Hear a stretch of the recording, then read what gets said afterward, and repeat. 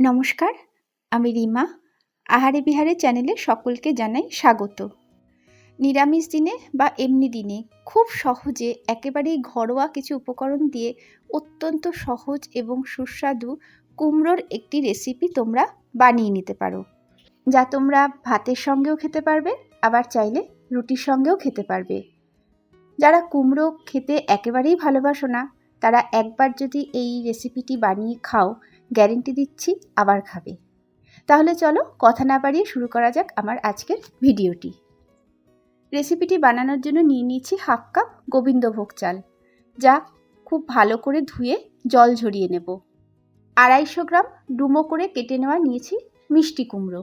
এটা মিষ্টি কুমড়ো দিয়েই করবে, তবে চাইলে কাঁচা কুমড়ো দিয়েও করতে পারো, তবে চেষ্টা করো মিষ্টি কুমড়ো দিয়েই করার। যেই কুমড়োর গায়ে সবুজ শির দেওয়া থাকে এবং কাটতে গেলে দেখবে চটচট করে আওয়াজ হয়, সেই কুমড়ো কিন্তু বেশি ভালো হয়। সঙ্গে নিয়েছি 2 মিডিয়াম সাইজের ডুমো করে কেটে নেওয়া আলু। চাইলে আলু স্কিপ করতে পারো, তবে দিলে কিন্তু ভালো লাগবে। অনেকেই আগাগোড়া কুমড়ো খেতে ভালো নাই বাসতে পারো, তাদের জন্য যেমন ভালো লাগবে, আবার একটু কিন্তু পরিমাণেও বাড়বে। এদিকে একটা বাটি নিয়ে নিয়েছি, দিয়ে দিচ্ছি এর মধ্যে 1 কাপ নর্মাল টেম্পারেচারে রাখা দুধ। দুধ কোনোভাবেই গরম বা ঠান্ডা নেবে না।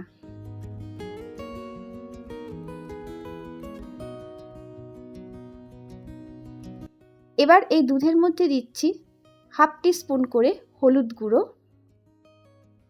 লাল লঙ্কার গুঁড়ো, জিরে গুঁড়ো আর ধনে গুঁড়ো। চিনি দিচ্ছি 1 টিস্পুন থেকে সামান্য একটু বেশি। এবার সবটা একসাথে খুব ভালো করে গুলে নিতে হবে, যাতে এতটুকু দলাভাব না থাকে। অতিরিক্ত গরম দুধে দেখবে কিছু চট করে ভালো গোলাও যায় না, আবার ঠান্ডা হলে তো একেবারেই না, দুটোতেই লাভ খেতে থাকে। তার থেকে নর্মাল টেম্পারেচারে দুধ নেবে, দেখবে ঠিকঠাক গোলাটা হয়। গুলে নেওয়া হয়ে গেছে। এবার গ্যাসে বসিয়ে দিয়েছি কড়াই, দিয়ে দিচ্ছি এর মধ্যে পরিমাণ মতন সর্ষের তেল। এই রান্নাটা না সর্ষের তেলেই করো।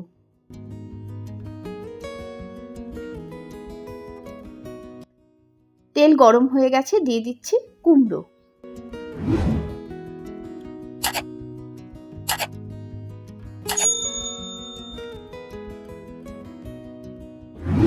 কুমড়োগুলো সামান্য লালচে করে ভেজে নিতে হবে। একটু লালচে করে ভাজলে দেখবে খেতেও ভালো লাগে, আবার চট করে ভেঙেও যায় না। সামান্য লালচে ভাব চলে এসেছে, এবার তুলে নিতে হবে। তুলে নিচ্ছি। এই দেখো ভাজাটা ঠিক এরকম হবে। এবার এই তেলেই দিয়ে দিচ্ছি আলু। সেম ভাবে আলুগুলো ভেজে নিতে হবে, অর্থাৎ একটু লালচে করে।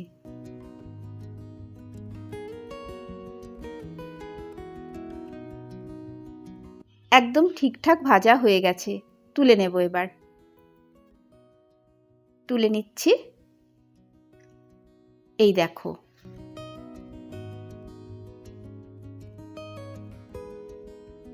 এবার এই একই তেলে ফোড়ন হিসেবে দিচ্ছি একটা তেজপাতা, 1/2 টিস্পুন গোটা জিরে, 3-4টে মুখ ছাড়িয়ে নেওয়া ছোট এলাচ, একটা দারচিনি। ফোড়নগুলো কয়েক সেকেন্ড তেলের মধ্যে একটু ভেজে নিচ্ছি। আরও একটা জিনিস ফোড়ন হিসাবে দেওয়াই যায়, বাট সেটা আমি পরে অ্যাড করব।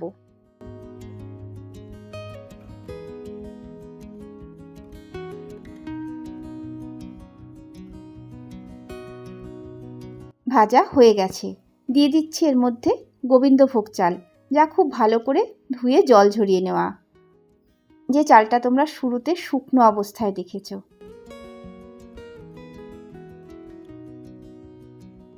আঁচ লো টু মিডিয়ামে রেখে কিছুক্ষণ চালটা ভেজে নিতে হবে। ততক্ষণই ভাজতে হবে যতক্ষণ না চালে একটুখানি লালচে ভাব আসে।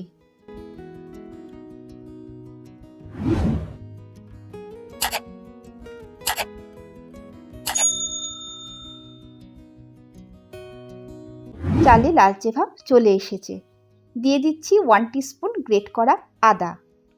অল্প আদা, তাই আর বাটলাম না, গ্রেট করেই দিলাম। চালের সঙ্গে আদা কিছুক্ষণ কষিয়ে নিতে হবে।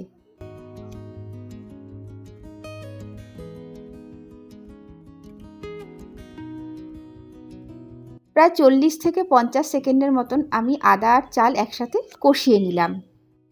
এবারে এর মধ্যে দিয়ে দিচ্ছি দুধের মধ্যে গুলে নেওয়া গুঁড়ো মশলা। আঁচ কিন্তু একদমই বাড়তে দেবে না, সবটা একসাথে কিছুক্ষণ কষিয়ে নাও।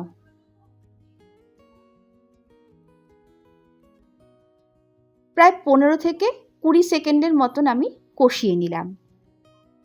দিয়ে দিচ্ছি এর মধ্যে মশলার বাটি ধোয়া জল, প্রায় হাফ কাপের মতনই দিলাম, বা হাফ বাটি যাই বলো।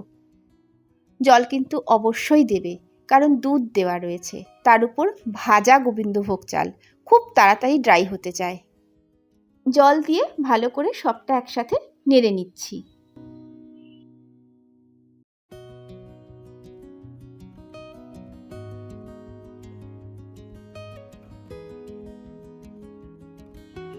নেড়ে নেওয়া হয়ে গেল, এবারে ফুটতে দিলাম।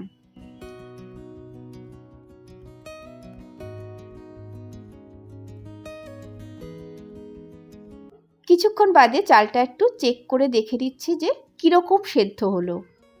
দেখো চাল থেকে ভাত ফুটে উঠেছে। আগেই অতিরিক্ত নরম সেদ্ধ করার দরকার হবে না, কারণ রান্নাটা কিন্তু পুরো কমপ্লিট হয়নি।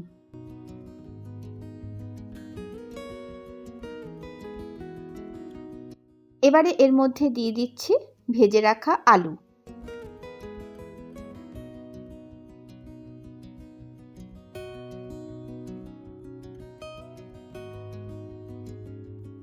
আলু দিয়ে সবটা একসাথে মিশিয়ে নিতে হবে।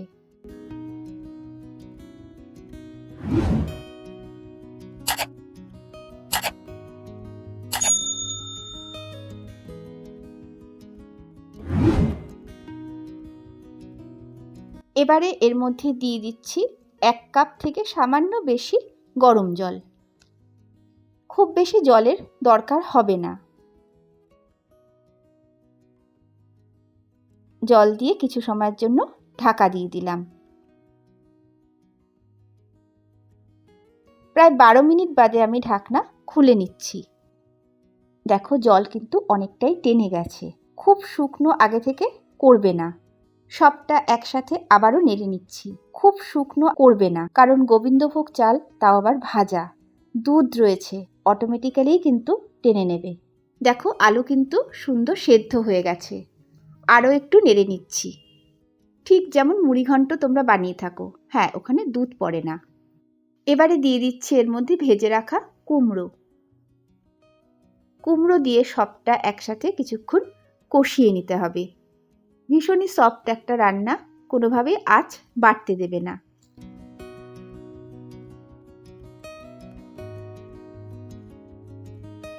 দিয়ে দিচ্ছি এর মধ্যে স্বাদ অনুযায়ী লবণ।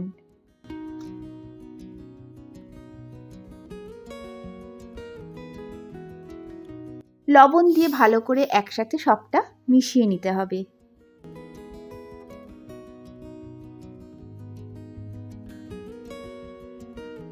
মেশানো কমপ্লিট। আবার একটু ঢেকে রাখলাম। না ঢাকলেও কোনো অসুবিধা হবে না। প্রায় 40 সেকেন্ড পরে ঢাকনা খুলছি। আরও একটু নেড়ে নিচ্ছি।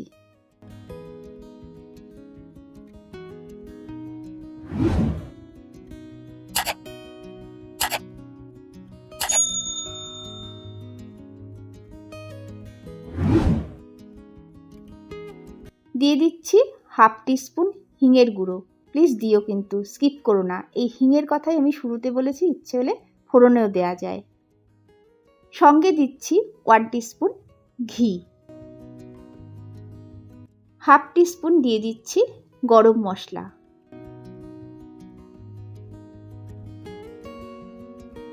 সবটা একসাথে খুব ভালো করে নেড়ে মিশিয়ে নিচ্ছি।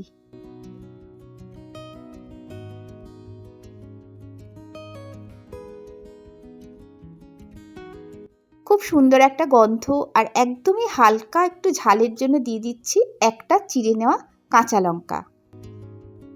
সবটা একসাথে ভালো করে এবার মিশিয়ে নিচ্ছি।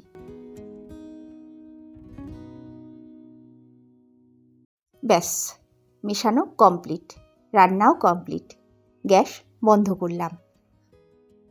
একটি পাত্রে সার্ভ করে নিয়েছি। গরম ভাতের সঙ্গে জাস্ট পরিবেশন করে দাও। ইচ্ছে হলে রুটি দিয়েও খেতে পারো, খারাপ লাগবে না, তবে ভাতের সঙ্গে কিন্তু বেশি ভালো লাগবে। বন্ধুরা, কেমন লাগলো আজকের রেসিপি? যদি ভালো লাগে একবার বাড়িতে এভাবে বানিয়ে নিতে পারো। আমার ভিডিও বা চ্যানেল যদি তোমাদের ভালো লাগে আর যদি মনে করো ভিডিও দেখবে, তাহলে সাবস্ক্রাইব করে পাশে থেকে যেতে পারো। কোনো রেসিপি ভালো লাগলে ইচ্ছে হলে বন্ধুদের সাথে শেয়ারও করতে পারো। আজকের মতন ভিডিও তাহলে এখানেই শেষ করছি।